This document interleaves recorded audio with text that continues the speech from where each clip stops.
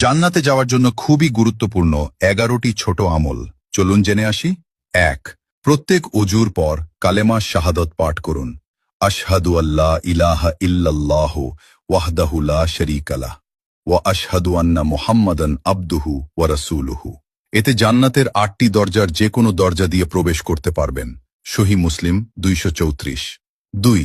প্রত্যেক ফরজ সোলাত শেষে আয়াতুল কুরসি পাঠ করুন। এতে মৃত্যুর সাথে সাথে জান্নাতে যেতে পারবেন। সহিহ নাসাই সিলসিলা সহিহা 972। 3. প্রত্যেক ফরজ সোলাত শেষে 33 বার সুবহানাল্লাহ, 33 বার আলহামদুলিল্লাহ, 33 বার আল্লাহু আকবার এবং একবার লা ইলাহা ইল্লাল্লাহু ওয়াহদাহু লা শারীকা লাহু লাহুল মুনকু ওয়া লাহুল হামদু ওয়া হুয়া আলা কুল্লি শাইইন কাদির পাঠ করুন। এতে আপনার অতীতের সব পাপ ক্ষমা হয়ে যাবে। সহিহ মুসলিম 1228। 4.